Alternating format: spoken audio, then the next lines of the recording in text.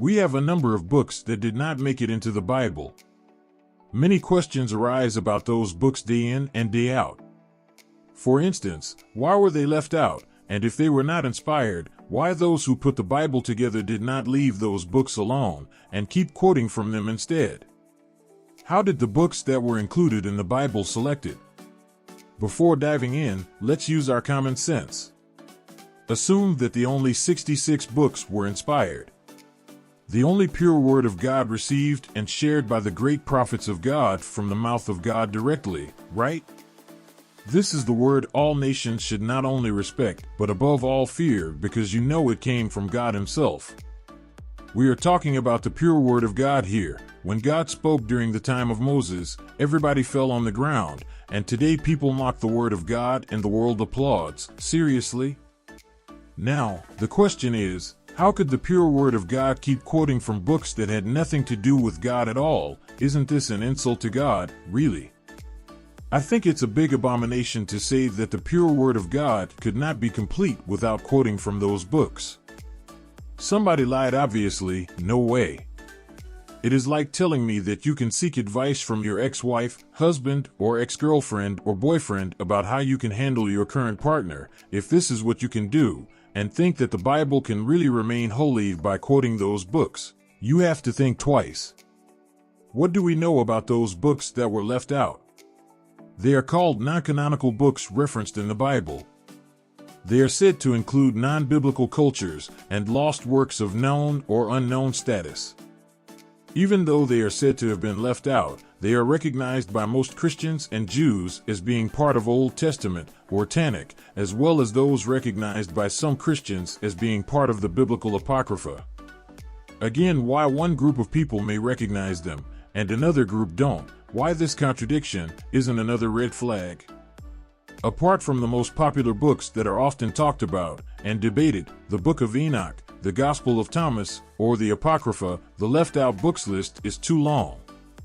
Some people say 7 books, others 14, and you hear 20, and there are people who openly say that the half of the Bible was left out, making it to 75 removed books. Let's revisit some of the books that are mentioned in the Bible, and yet are not a part of the Bible. 1. The Book of Jasher. The Book of Jasher is mentioned in Joshua 10 verse 13, and the sun stood still, and the moon stayed, until the people had avenged themselves upon their enemies. Is not this written in the Book of Jasher? So the sun stood still in the midst of heaven, and hasted not to go down about a whole day. What do I understand with this passage? Well, this tells me that the Book of Jasher was a must-know book by people who lived back then and what was written in it. The Book of Jasher is also mentioned in 2 Samuel 1 verse 18. Also he bade them teach the children of Judah the use of the bow. Behold, it is written in the Book of Jasher. The beauty of Israel is slain upon thy high places. How are the mighty fallen? From this passage, I understand the Book of Jasher tells me how the great nation of Judah fell, but since people don't know about this book, they will not know how it happened, you see? This same book is even referenced in 2 Timothy 3 verse 8, just as Jannes and Jambres opposed Moses, so also these teachers oppose the truth. They are men of depraved minds, who, as far as the faith is concerned, are rejected. This one here tells me that people will oppose the truth no matter what, and this book they rejected must perhaps have been filled with the truth they did not want the world to know about. 2. The Book of the Wars of the Lord is mentioned in Numbers 21:14. It is speculatively associated with one of the Dead Sea Scrolls, the War of the Sons of Light against the Sons of Darkness. The Book of the Wars of the Lord is also cited in the Book of Jasher as being a collaborative record written by Moses, Joshua, and the children of Israel. You see now, nothing is new under the sun. Collaboration existed way back to the time of Moses. 3. The Chronicles of the Kings of Israel and Chronicles of the Kings of Judah are mentioned in the books of Kings, 1 Kings 14 verses 19 and 29. They are said to tell of events during the reigns of Kings Jeroboam of Israel and Rehoboam of Judah, respectively.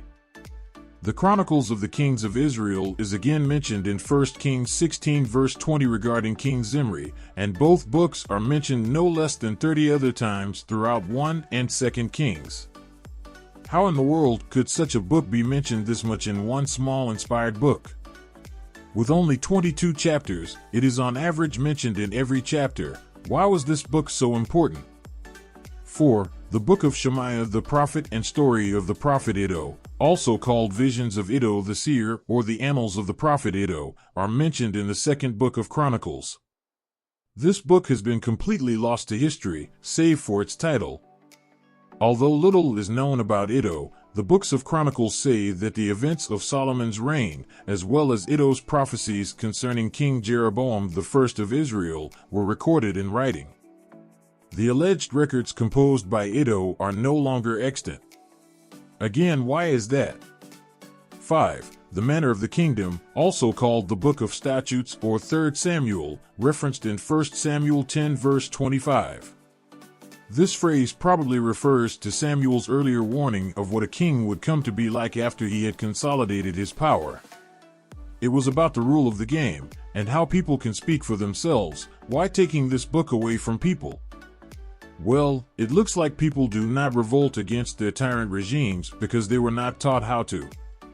6. The Acts of Solomon, referenced in 1 Kings 11 verse 41. Now the rest of the Acts of Solomon, and all that he did, and his wisdom, are they not written in the book of the Acts of Solomon? The rest of Solomon's life and rule, his work and his wisdom, you can read for yourself in the Chronicles of Solomon. Remember, people used to read scriptures from various books, and how it became just one book taking some in and others out. This passage alone proves that there is a big part of King Solomon that we have no clue about.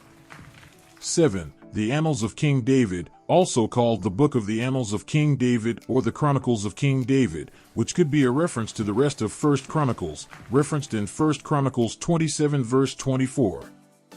Joab the son of Zeruiah had begun to count them, but did not finish, and because of this, wrath came upon Israel, and the number was not included in the account of the Chronicles of King David. Actually, God permitted Satan to prompt David to take a census of the people, and David insisted on doing it, contrary to Joab's advice. Though not inherently wrong, the action demonstrated David's reliance on numbers of warriors rather than on God. 8. The Book of Samuel the Seer, also called Samuel the Seer or the Acts of Samuel the Seer, which could be the same as 1 and 2 Samuel, referenced in 1 Chronicles 29 verse 29. 9. The Book of Nathan the Prophet, also called Nathan the Prophet, the Acts of Nathan the Prophet or History of Nathan the Prophet, referenced in 1 Chronicles 29 verse 29, and also 2 Chronicles 9 verse 29. 10. The Book of Gad the Seer, also called Gad the Seer or the Acts of Gad the Seer, referenced in 1 Chronicles 29 verse 29.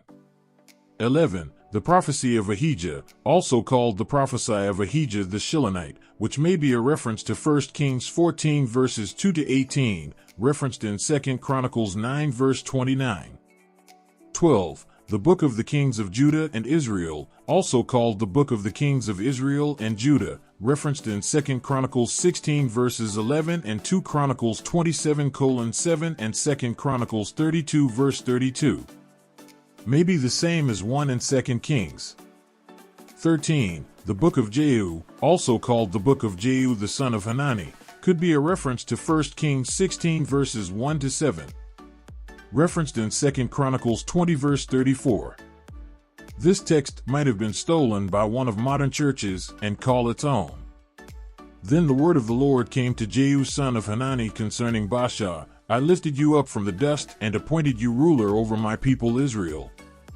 14. The story of the Book of Kings, also called Midrash on the Book of Kings, referenced in 2 Chronicles 24 verse 27. 15. The Acts of the Kings of Israel, also called the Acts and Prayers of Manasseh, may be identical to the Book of the Kings of Israel. Referenced in 2 Chronicles 33 verse 18. 16. The Sayings of the Seers, also called the Acts of the Seers, referenced in 2 Chronicles 33 verse 19. 17. The Laments for Josiah, also called Lamentations. This event is recorded in the existing book of Lamentations, referenced in 2 Chronicles 35 verse 25. The Bible tells us about this amazing child King Josiah, and what he did for Israel. I felt in love with King Josiah when I read about his great work he did for the land of Israel, the land of the living God. I could not be surprised if there was a great and divine inspired book about him. 18. The Chronicles of King Ahasuerus, also called the Book of Records of the Chronicles or the Book of the Chronicles of the Kings of Media and Persia, referenced in Esther 2 verse 23 and Nehemiah 12 verse 23. God was with his people wherever they went, and thinking that there could not have been a written record about what happened to the people of God while into exile in Media and Persia would be far from the truth, because many miracles might have happened during the time they spent there, and how they later on were allowed to return home to rebuild the temple. These are the very few books I could touch upon, and the list is long. There is no way all those books talking about great events that happened with great information for future generations could have been missed out. I came to realize that people today reject those books because they have preconceived notions about what they are given to read. The good news is that the renewed mind God is putting in people day in and day out is no longer accepting the 66 books only, and the world will behold this soon.